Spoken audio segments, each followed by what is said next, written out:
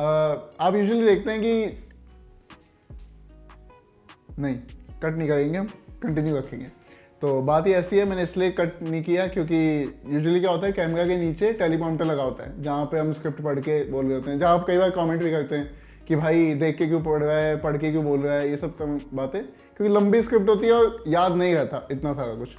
तो आज बातचीत ये है कि आज कोई स्क्रिप्ट नहीं है, तो ये टेलीप्रॉम्प्टर चलाने का कुछ डिवाइस है, इसको हम यूज़ नहीं करेंगे, किसी काम का नहीं है, बस आदत है, वैसे ही यूज़ कर लेता हूँ क्योंकि सेक्सी लग रहा था। तो बात यह है कि ज़्यादा भूमिका नहीं बांधूंगा। मैंने देखी है ब्रह्मास्त्र और हमसे कहा गया कि भैया आओ ऑफिस और ब्रह्मास्त्र देखिए, आपने रिव्यू आपके साथ ही अनुभव कर गए हैं, लेकिन आपको ऐसे मुक्ति नहीं दी जाएगी। आपको क्या करना है, एक स्क्रिप्ट स्टोरी आइडिया सोचो और तुरंत कैमरा ऑन करके बोल डालो। तो हम वही कर रहे हैं। तो बात यह है कि इस तरह से नहीं बोलूँगा कि बहुत ज़्यादा बात ये हो गया, इस तरह से नहीं बोलूँगा कि स्क्रिप्ट पढ़ ली और दर दर दर बोल के मैं आगे बढ़ गया, एडिटर ने अपना काम कर लिया। ये कैमरा, ये है अपना दोस्त, अपन बताएंगे इसको कि जिस भी बारे में बात करनी है उस बारे में, जैसे दोस्त को समझाते हैं उसी तरह चलेंगे आज। कुछ महीनों पहले ब्रह्मास्त्र का ट्रेलर आया था। उसमें क्या हुआ था कि एक शॉट में रणबीर कपूर दिखते हैं, मंदिर का घंटा बजा रहे होते हैं और उनके वाइट जूते दिखते हैं। उस पर भाई साहब बहुत मसला हुआ कि कैसे दिखा रहे हो आप मंदिर में जूते, ये वो फलान ढिकान। और अपने यहाँ क्या पिछले कुछ समय से क्या हो गया ना कि आप कोई हिस्ट्री फिल्म अनाउंस करो, माइथोलॉजी फिल्म अनाउंस करो, फिल्म का टीजर, ट्रेलर, पोस्टर बाद में आता है, उससे पहले बॉयकॉट गैंग वाली जनता पहले आती है। ये बहुत छोटी जनता है लेकिन बहुत शोर मचाती है सोशल मीडिया पे, पता नहीं क्या ही हवा है। खैर उस सब पे नहीं आएंगे। बात यह है कि फिर इतना ही मामला बढ़ा कि बॉयकॉट और ये, और अब डर भी लगता है फिल्म मेकर्स को कि इस सब ऐसे माहौल के बीच में कि अब फिल्म कैसे रिलीज़ करें। तो जो इसके डायरेक्टर हैं आयन मुखर्जी, उन्होंने बाकायदा एक स्टेटमेंट रिलीज़ किया कि भैया ये मंदिर में नहीं है रणबीर का कैरेक्टर, ये पंडाल में है और पंडाल में जूते ले जाना अलाउड होता है। फिर उन्होंने अपना एक्सपीरियंस बताया कि मेरी जो फैमिली है वो पिछले 75 सालों से पंडाल होस्ट कर रही है और हम क्या करते हैं कि जब स्टेज पे चढ़ते हैं, जो माता का स्टेज होता है उस पे चढ़ते हैं, तभी जूते उतारते हैं। उसके अलावा पूरे पंडाल में जूते पहन के घूमो। मेरा खुद का मतलब अनुभव यही रहा है कि आप पंडाल में जूते और चप्पल लेके घूम सकते हो। अब जो स्टेज पे आशीर्वाद लेने जाते हो तब आप उतारते हो जूते। क्या ये सब बात हुई, मामला आया गया होगा, लेकिन फिर वापस ब्रह्मास्त्र रिलीज डेट पास आ गई थी 9 सितंबर, जो कि हो गई है फिल्म रिलीज़। फिर और चला बॉयकॉट, क्योंकि अब ब्रह्मास्त्र का तो पूरा कॉन्सेप्ट ही था, इंडियन जो हमारी माइथोलॉजी है उस सब पे पूरा कहानी उन्होंने उसी पे बेस रखी थी। तो ये तो बॉयकॉट वाली जनता आनी थी, आई भी, लेकिन क्या बॉयकॉट वाली जनता को मटेरियल मिला फिल्म से या नहीं, अब मैं उस पर बात करूँगा। मतलब कुल बात यह है कि आपकी भावनाएं आहत होंगी या नहीं, आगे बात उस पर। अब पहले उस फिल्म की कहानी शुरू करते हैं। फिल्म की कहानी शुरू होती है अमिताभ बच्चन के दमदार वॉइस ओवर से कि कुछ ऋषि हैं और वो क्या कर रहे हैं कि तपस्या कर रहे हैं। उन्होंने तपस्या की, उनको फलस्वरूप मिले हैं कुछ अस्त्र। अब अस्त्र ऐसे नहीं है कि जाओ बेटा चलाओ कहीं भी, जहाँ मन कर रहा है घुमाओ, ऐसा नहीं है। वो जिम्मेदारी के साथ मिले उनको संभाल के रखने हैं शैतानी ताकतों से, जैसा कि होता भी है कि भाई अच्छी चीज़ें मिलेंगी तो उसके पीछे कुछ बुरे लोग भी आएंगे ही कि हमें भी चाहिए, हम क्यों पीछे गए, हम फर्स्ट। तो अब ये संभालते हैं और ये चला आ रहा है कई सदियों से कि जिस ज़माने में ऋषि थे फिर दुनिया बदलती गई और आज के ज़माने में भी कुछ लोग हैं जिनके पास ये अस्त्र हैं और ये इसको संभाल के रख रहे हैं और नहीं पता चलने देते, गुप्त तरीके से रहते हैं। तो मुझे क्या चीज़ लगी कि पहली बात जब अमिताभ का जो कैरेक्टर है वो वॉइस ओवर में कहता है, वो भारत इतिहास के उसमें लेके चलता है इस चीज़ को, ऐसे एक गौरव की तरह कि ये हमारे लिए, हमारा जो कल्चर है उसके लिए गर्व की बात है कि ये कल्चर रहा है इंडिया का, कि हिमालय में से लेके जो भी ऋषियों से लेके ब्रह्मास्त्र का कॉन्सेप्ट है उसको लेके, और जो अस्त्र हैं, नंदी अस्त्र हो गया, पवन अस्त्र हो गया, ऐसे कई अस्त्र थे, उस चीज़ को ये लोग सम्मान से देखना चाहती है फिल्म। उसको ऐसे नहीं कहती कि जस्ट बिकॉज कोई भी अनदर थिंग हो गई। ये एक फिल्म की चीज़ थी।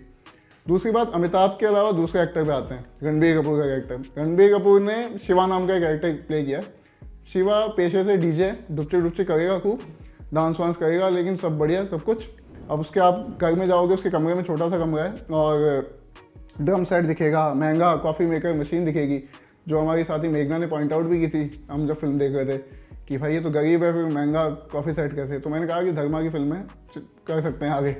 तो खैर, तो इतने वो कमा लेता है ठीक ठाक। उसके कमरे में आपका ध्यान लेकिन जाएगा उसके पूजा घर पे, और वो एक बढ़िया लाइन कहता है कि वो मतलब उसकी माँ से भी उसका एक कनेक्शन है, इसलिए भी वो उस पूजा का जो घर है उसको एक अलग रिगार्ड से देखता है।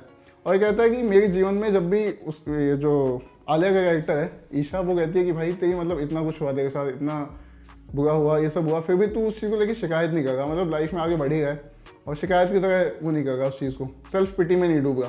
तो वो कहते हैं कि कितना भी अंधेरा हुआ मेरी लाइफ में या जो भी समस्या आई, मुझे पता है रोशनी है जीवन में। और फिर वो उस पूजा घर की तरफ वो करता है और आप देखते हो वो जगमगाया हुआ होता है वो पूजा घर पूरा, और फिर वो अपनी माँ का एक निशानी होती है शंख, उसको जिस तरह संभाल के रखता है। तो ये चीज़ें मतलब ये अक्सर कहा जाता है कि हिंदी फिल्में तुम तो मजाक उड़ाते हो, तुम तो ऐसे वो करते हो।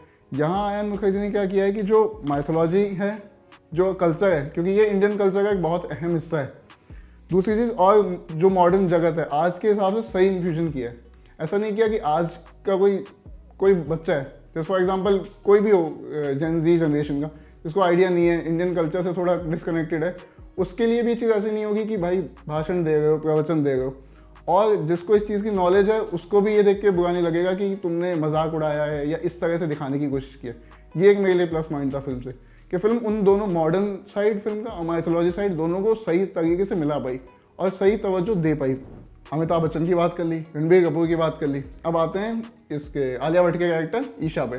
तो ईशा का जो कैरेक्टर है मतलब वो बेसिकली उसकी अपनी अलग से जर्नी नहीं दिखाई है फिल्म में, जो कि पता नहीं आगे अगर एक्सप्लोर करें आगे के पार्ट्स में तो होपफुली करनी चाहिए।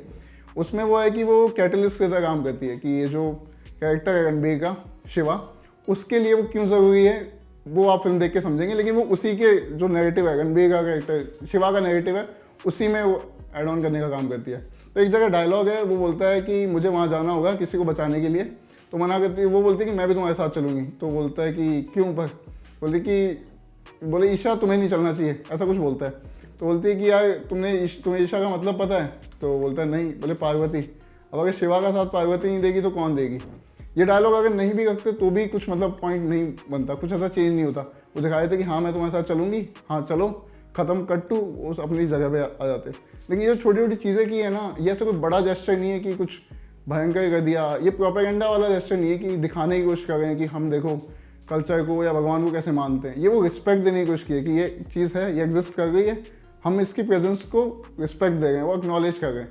ऐसा नहीं कर रहे कि उसको सर पे बिठा के रख रहे हैं कि हाँ तूने कैसे बोला किसी के बारे में, ये भी नहीं होगा। दूसरी बात, उसको डिसरिगार्ड भी नहीं किया जाएगा। ये एक फिल्म की मुझे सबसे ठीक चीज़ लगी कि माइथोलॉजी वाला और ये जो था पूरा आज के समय वाला, तो मॉडर्न इन्फ्यूजन सही था फिल्म का मेरे हिसाब से। तो बाकी आपको कैसा लगा ये वीडियो उस पर नहीं जाऊँगा, उससे पहले ये कहूँगा कि यार वैसे भी आप लोग बहुत बोल देते हो कि पान खाता है, सुपारी खाता है, वो खाता है, ठीक है, वो तो अलग मसले हैं। आज का जो भी ये पूरा वार्तालाप हुआ है अपन बीच, ये हुआ है दो दोस्तों यारों वाला हिसाब कि मेरा कोई दोस्त अगर सामने होता तो मैं उसको कैसे समझाता ये पक्ष, वैसे ही मैंने आपको समझाया। जो भी अच्छा नहीं लगा वो भी कमेंट करके बताओ, अच्छा जो लगा वो भी प्लीज़ कमेंट कीजिए। शुक्रिया।